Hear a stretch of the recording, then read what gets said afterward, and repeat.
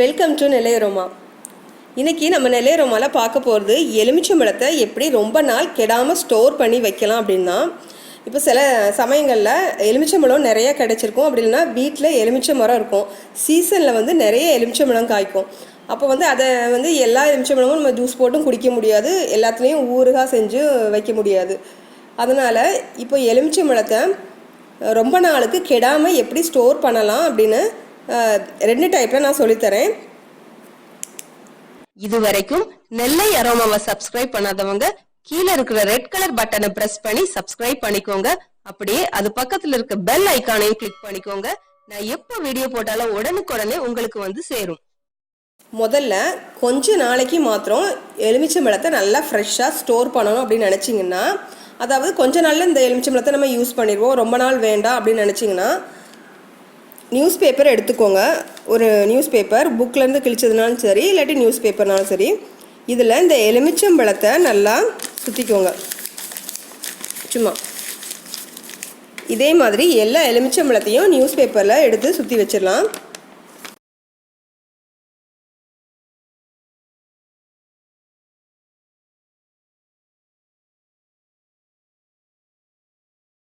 இப்படி எல்லா எலுமிச்சம்பழத்தையும் பேப்பரில் சுற்றினதுக்கப்புறமா ஒரு ஏர்டைட் பாக்ஸ், அப்படி இல்லைன்னா சிப்லாக் கவர், அதாவது காற்று போகாத மாதிரி கவர் பாக்ஸ், அப்படி அதில் போட்டுட்டு அந்த பாக்ஸில் போட்டு இதை நல்லா மூடி ஃப்ரிட்ஜில் வச்சிடலாம். இது நீங்கள் விரும்பின மாதிரி கொஞ்ச நாளைக்கு நல்லா ஃப்ரெஷ்ஷாக வரும். இது ரொம்ப நாளைக்கு நீடிக்காது, ஒரு 1லேருந்து 2 வாரம் நல்லா ஃப்ரெஷ்ஷாக நல்லாயிருக்கும். இப்போது ரெண்டாவது முறை ரொம்ப நாளாக நல்ல எலுமிச்சம்பழத்தை நம்ம ஸ்டோர் பண்ணி அதை யூஸ் பண்ணணும் அப்படின்னு நினச்சிங்களா, இந்த முறையை நீங்கள் பின்பற்றுங்க. எலுமிச்சம்பழத்தில் நிறைய சத்து இருக்குது. கேன்சரை தடுக்கக்கூடிய சத்துக்கள் எலுமிச்சம்பழத்தில் நிறையா இருக்குது. அதனால் கிடைக்கிற சீசனில் இதை வாங்கி இதே மாதிரி ஸ்டோர் பண்ணி வச்சு நீங்கள் ரொம்ப நாளைக்கு இதை யூஸ் பண்ணலாம். அதே மாதிரி நல்லா ஜூஸ் போட்டு, அதாவது வெயில் காலங்களில் எலுமிச்சம்பழத்தோட தேவை நமக்கு ரொம்ப அதிகம். இப்போது இந்த எடுத்துருக்க எலுமிச்சம்பழத்தை 2 வெட்டிடலாம்.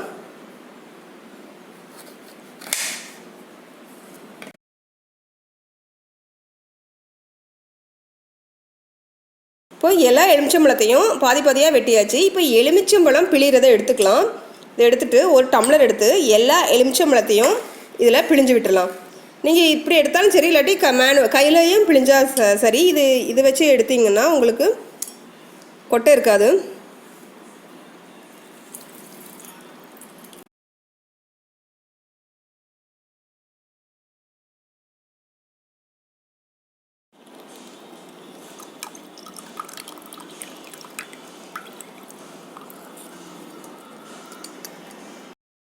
இப்போ பாருங்கள், அந்த எலுமிச்சம்பழம் எல்லாத்தையும் பிழிஞ்சி ஒரு டம்ளரில் எடுத்தாச்சு. இது தனி பியூர் எலுமிச்சம்பழம் ஜூஸ்.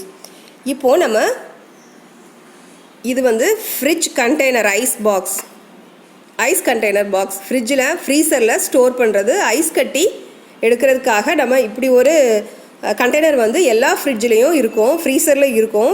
இப்படி இந்த கண்டெய்னரை எடுத்துக்கோங்க. இதில் இப்போது நம்ம இந்த எலுமிச்சை ஜூஸை ஊற்றி வச்சிடலாம்.